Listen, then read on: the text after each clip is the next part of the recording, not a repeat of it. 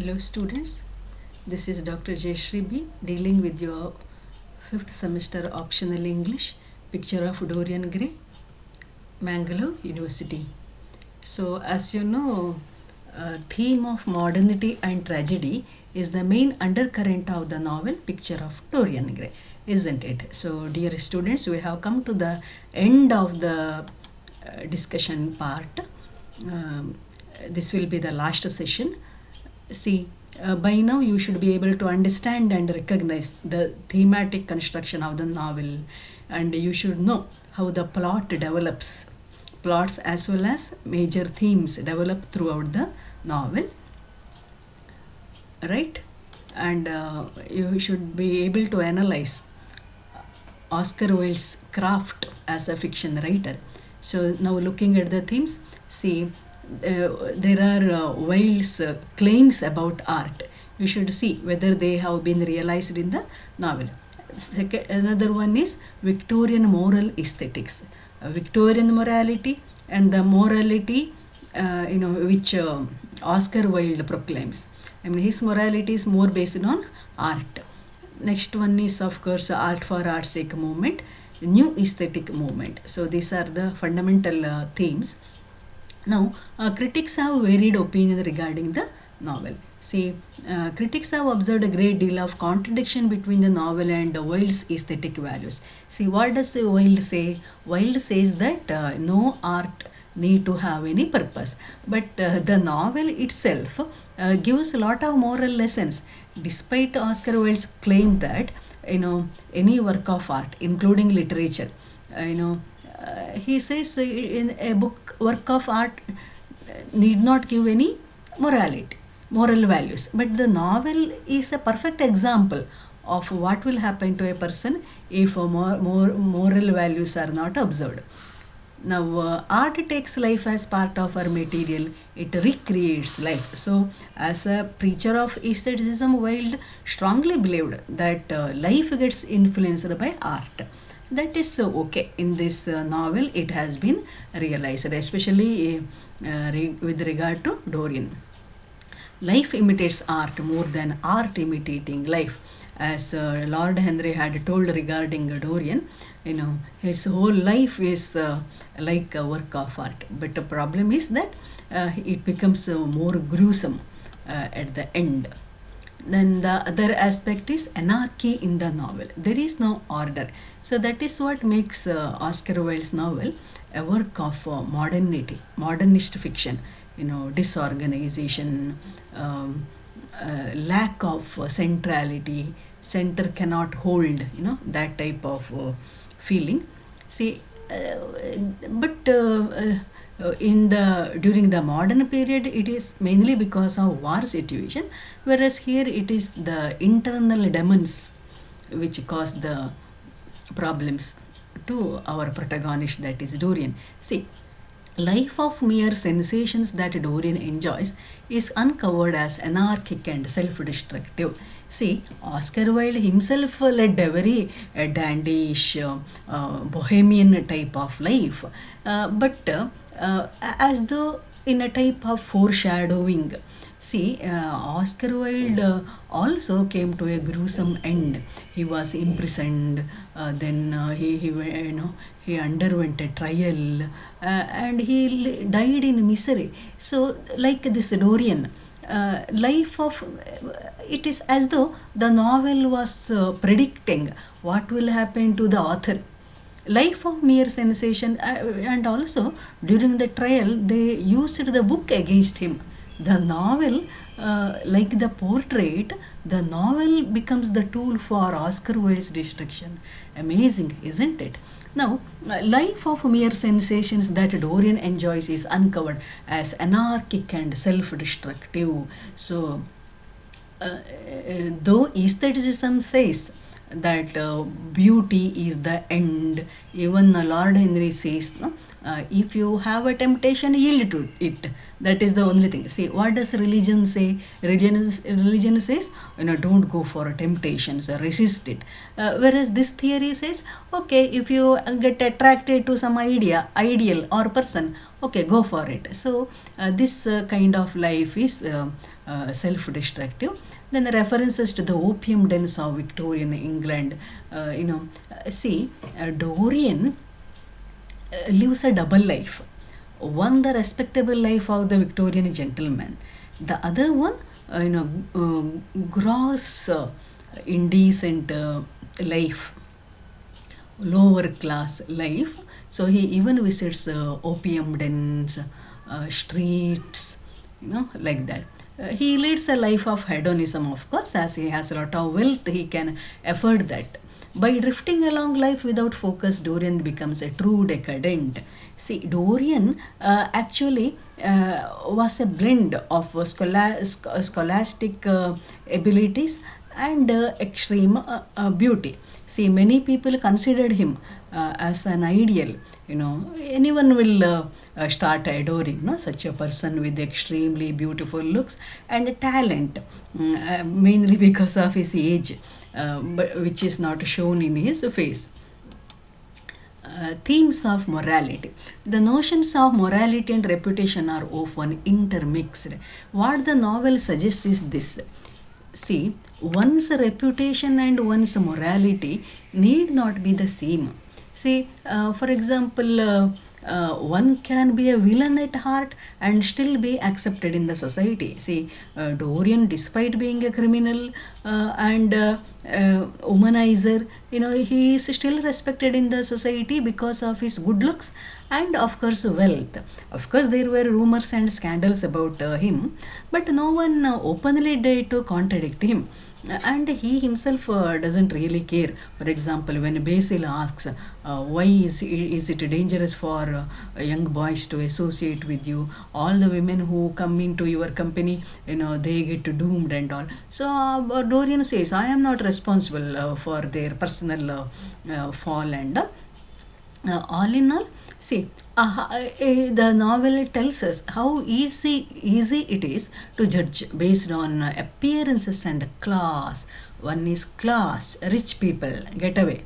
The other one, appearance. So Dorian was wildly appreciated and adored by people. So even Basil says, see, you cannot do all those things. See, Victorian people believed that our sins get reflected on our body.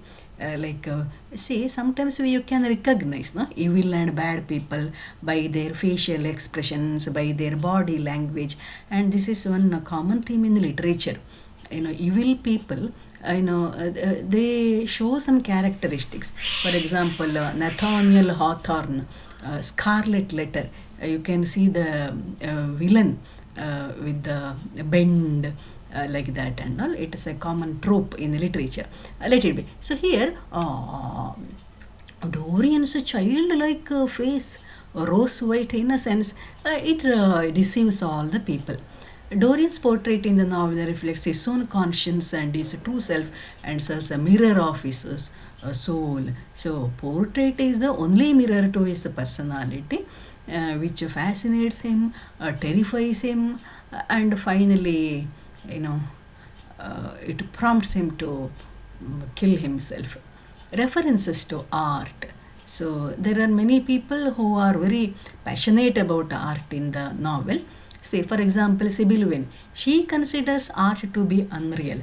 When she finds a real love in her heart, she understands that whatever love she had been emoting on the stage, that was fake. The screens were ugly, the audience were not sophisticated, like that. She believes that all art is but a reflector and prefers real love to art. So, but unfortunately, Dorian doesn't buy her idea, which leads to her tragic end. In the beginning, she was able to transport Dorian into the world of fantasy, imagination, Shakespeare in the land. That is because Dorian himself was very pure and untouched. I think we need some element of innocence to appreciate art or literature or somebody's good work. Detachment. So, you need some element of detachment to appreciate art. Art for art's sake theory believes that you do not have to judge a person based on art. See, even D.H. Lawrence gave voice to similar expression. So he said, um, trust the novel, not the novelist. Don't worry about the personal background or history of the writer. Just look at the art that way. I mean, just study the book and what message the book has to give. But in a way, see, no artwork is entirely separate from the writer or artist. No, that is something which has to be reflected upon. So, regarding Lord Henry prefers to become the spectator of one's life. Such detachment is necessary for art. Have you observed one more thing? Lord Henry seems to control and manipulate other people, whereas he doesn't indulge in any of the gross indecencies which he speaks. For example, even as he coaxes Dorian to lead a very dissipated life, he doesn't cross much of the morality boundaries. Okay, art as a form of escape. So many characters in the novel escape from the dreariness of their lives through art. See, first one is Basil. So being a very nice person, art is the form of expression. He excels in it. Still, he, you know, reaches his end because of his art.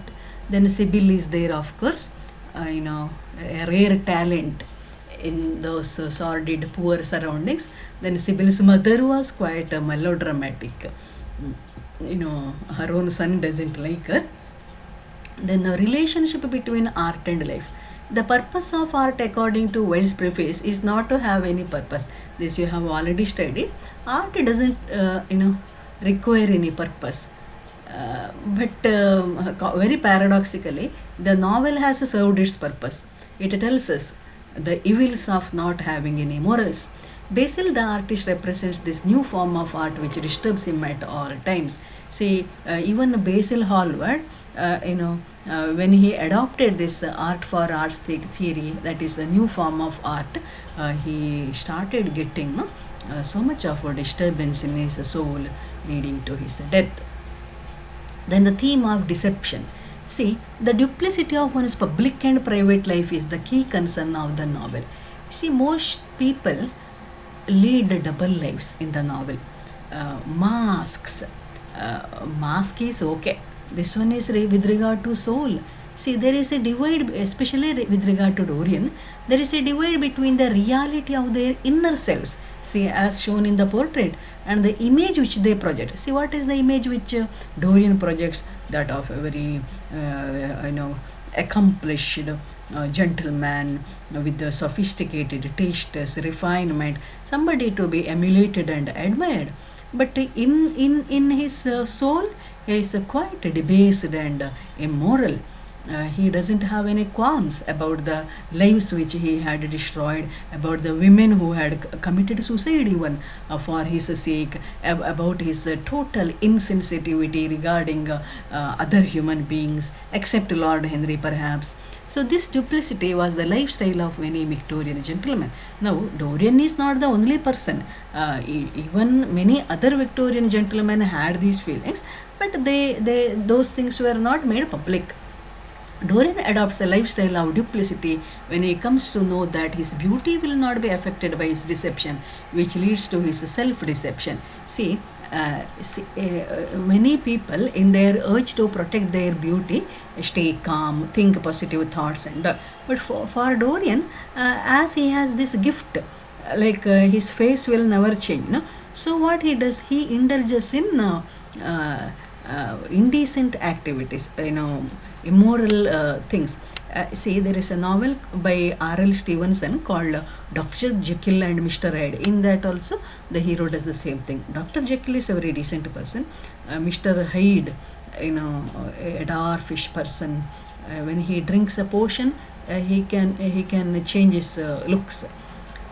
So whatever bad things he does, he does in the form of Mr. Hyde. So this is another wonderful novel. Key motifs and symbols. See, first one, as you know, supremacy of youth and beauty. See, according to aestheticism, youth and beauty are something to be aspired for. Youth is powerful, beauty is powerful. That is why Lord Henry asks him, no? Asks Dorian never to lose his beauty. Then the second one is, of course, the picture of Dorian Gray, the portrait gaining magnificent proportions as the plot develops. Then, of course, the homoerotic male relationship.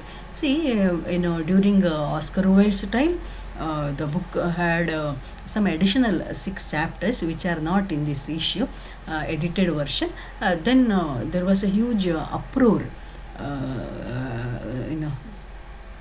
regarding the book. Then the color white keeps recurring, a symbol of purity, innocence, boyhood, rose white boyhood of Dorian, lily white neck of Sybil, even James Wayne, his dead body, it looked like a white handkerchief. Look at it, color of death even. Says similarly, after killing Sybil Wayne, being the cause of Sybil Wayne, when Dorian asks a flower bouquet, he says, as few white flowers as possible. He doesn't want any white flowers. Okay, Yellow Book, the book Against the Grain, written by a French person, the hedonist hero. Also, yellow is the color of, in yellow journalism, yellow is the color of negativity and debasement, no? If you think aloud. Okay, so the Yellow Book plays a very important, other than the portrait, it is the Yellow Book which has a poisonous effect on Dorian. Then Gothic elements, as in a true Gothic fiction, supernatural force, the portrait especially, supernatural forces, then mysterious dens, dark and dingy places, fearsome atmosphere and all. So the novel is full of Gothic elements. Then James Wayne's figure keeps recurring in the novel, right from the time he leaves to Australia till he dies. His name is mentioned, and he is his love for his sister, innocent lives, innocent and honest person. He may not be a gentleman in the practical sense, but he is the real gentleman in the novel. Next, a theme of foreshadowing. Foreshadowing means predicting something which will happen in future. Anticipating. For example, Sybil Wayne plays the role of tragic heroines. All the characters which she plays are tragic, and in the last play, in her last play, she plays the role of Juliet. See what happens to Juliet. Juliet thinks that her Romeo is dead and takes a poison because of some misunderstanding. So here also, when she thinks she loses her lover, she commits a suicide. Then James Wayne warns Sybil about the possibility of getting cheated by gentlemen. So even James, even though he was younger to her by 1 year, so he doesn't want to go to Australia actually when he comes to know about Sybil's relationship, but he goes. But he sort of senses that this gentleman might cheat my sister. That is because he knows about his mother getting cheated by a married person. Both of them were illegal children, bastards so to say. So he knows that his mother is not capable of judgment. So Sybil may come to harm mainly because of their poverty. She may have looks, but she doesn't belong to the class, right? So his foreshadowing also becomes correct in the novel. Now regarding Dorian, he is worried about the loss of his soul. So from the moment the cruelty appearance on the portrait, Dorian keeps wondering, like he almost becomes sure that there is no redemption, which becomes true in the course of the novel. Okay, art for art's sake theory, hedonism, then Juliet rule by Sybil. Yeah, which object in the novel mirrors Dorian's soul? It is of course a portrait. Yeah, you can refer to these books also. So all in all, this novel by Oscar Wilde is quite wonderful. See, while Oscar Wilde was living, he was famous for being famous, it seems. He lived a very wonderful life, except in the last 2 years, you know, when he was imprisoned. And there was so much of public outrage against him. He died at the young age of 46, young in the sense not a dieable age, so to say. But he is a real genius. See, even after centuries, we are studying Oscar Wilde's fiction, and the book still retains its value. Fine. So, dear students, with this, the picture of Dorian Gray, themes, analysis, and storyline, they are all over. Good luck for your examinations. Hope you have understood the novel, important concepts, and most importantly, I wish you know all the success for you in life. Most importantly, you should be able to appreciate works of art. Fine. Good luck.